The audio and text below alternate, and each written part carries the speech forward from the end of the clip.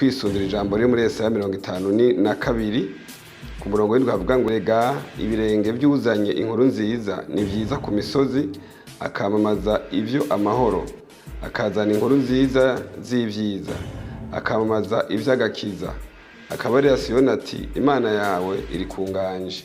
Niri jambo nanifurije gusangira n'abakristo n'abandi bantu bose umwaka w'ibihumbi 2026 uzo umwaka wo kumva inkuru nziza, umwaka wo kubana amahoro n'abantu bose, umwaka wo kwihanganiranira, umwaka wo gusengeranira, umwaka wo gukundana, umwaka wo kurenganura abarenganijwe, umwaka wo guhuza n'abatahora bahuza, umwaka wo kubaka igihugu cacu, umwaka wo kubaka imiryango, umwaka wo kubaka urwaruka rw'u Burundi kugira ngo Burundi bwacu bwiza butere buje imbere bushike ku iterambere rirama nk'uko umukuru w'igihugu cacu c'u Burundi yama ariko aravuga ngo iterambere ry'ibihumbi 2040 na 2060.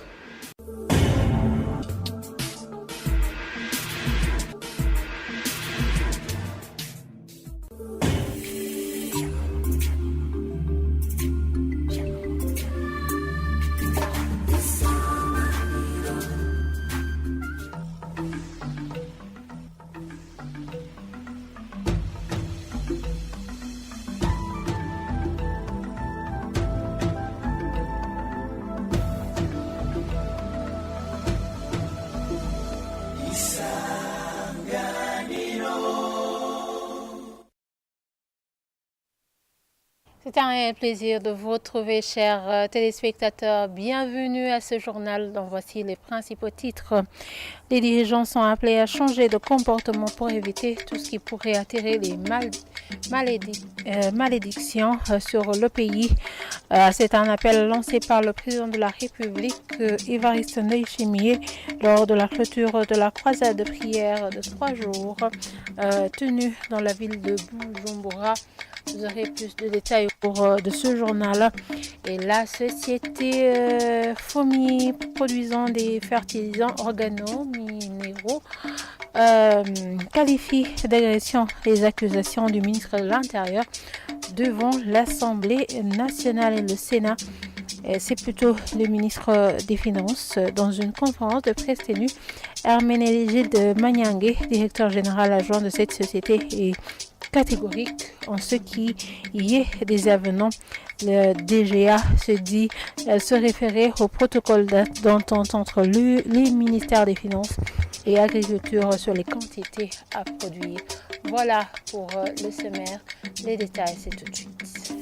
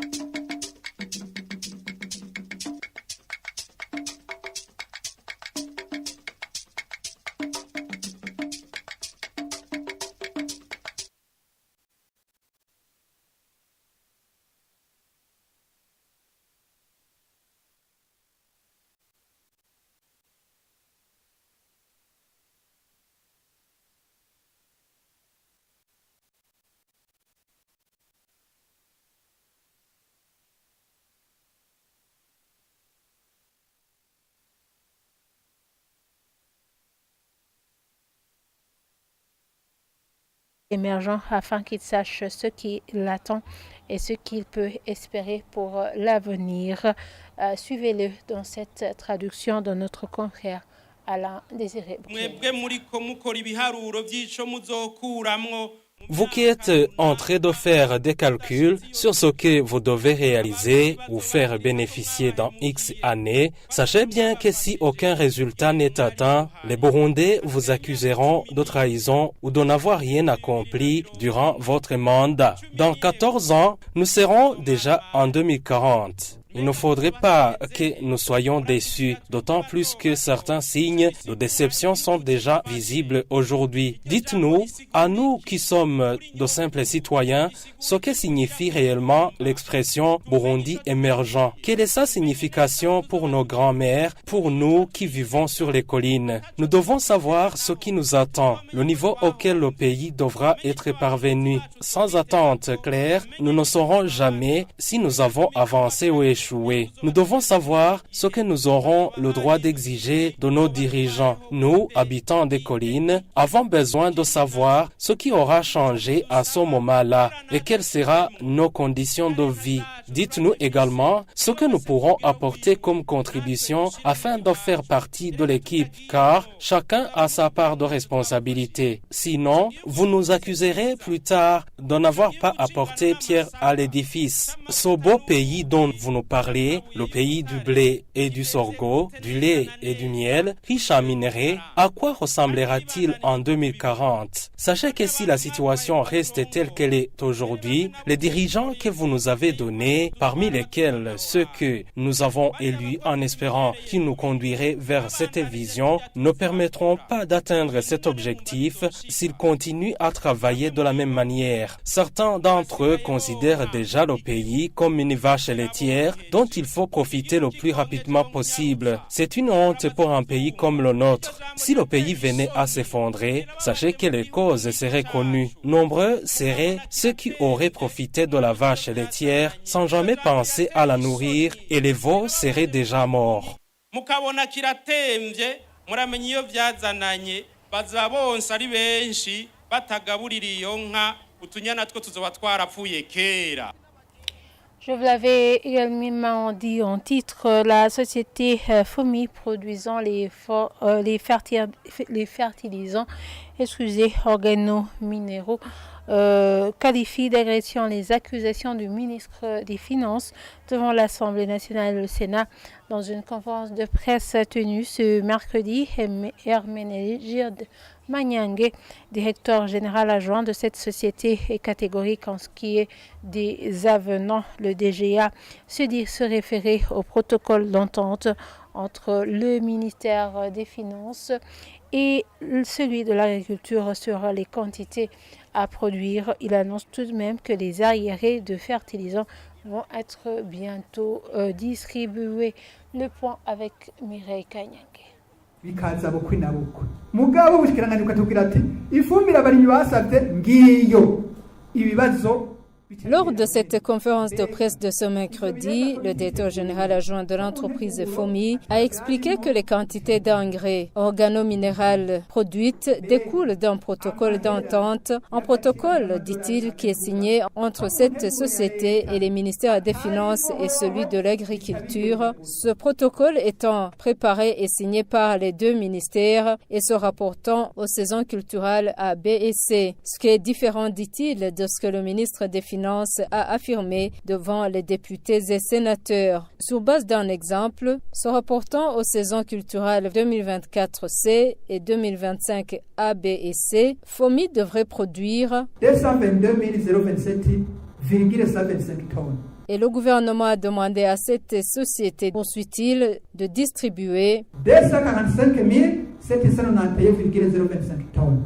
avec 23 736,9 tonnes de différence constituant l'avenant et que l'État devra payer selon FOMI. Devant le Sénat samedi, le ministre des Finances a indiqué que la société FOMI complique les contrats en exigeant des fonds additionnels sur les quantités distribuées, tout en restant catégorique que les quantités d'engrais fournis ne peuvent pas être supérieures aux quantités contractuelles. Ceci amène la société FOMI à dire haut et fort que le ministre des Finances a ignoré le protocole et les étapes de production des engrais organominéral. Malgré cela, il tranquillise que les arriérés des fertilisants seront bientôt payés et rejette ce qu'il qualifie de mauvaise langue sur cette société car, ajoute-t-il, cela peut avoir des conséquences néfastes non seulement sur l'entreprise mais également sur l'agriculteur et le pays.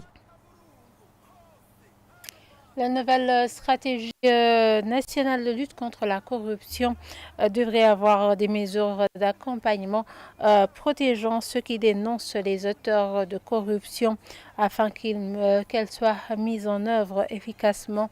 Ce sont là les propos de Vianney Ndeisaba, président de l'organisation de lutte contre la torture et le chômage à Lushoto, à la suite de l'adoption de la stratégie nationale de lutte contre la corruption.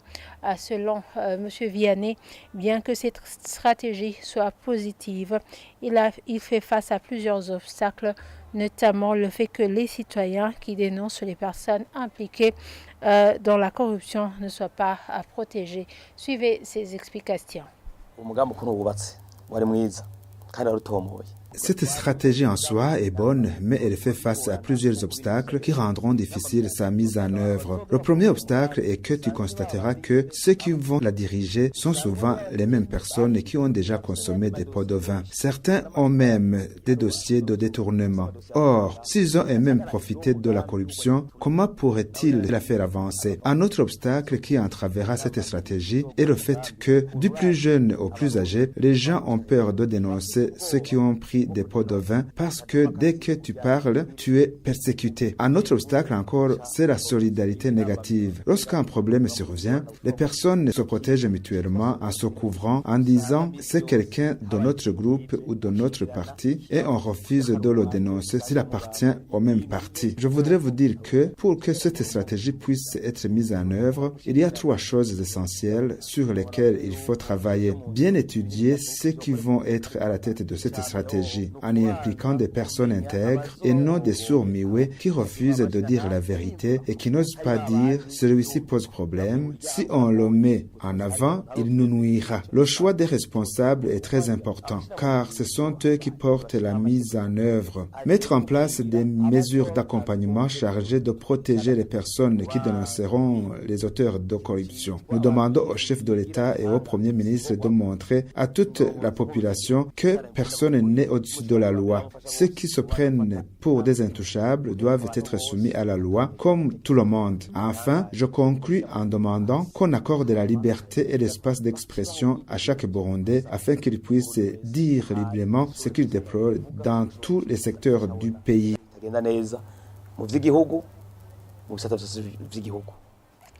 Et voilà, c'est ici que s'achève ce journal. Merci de nous avoir suivis.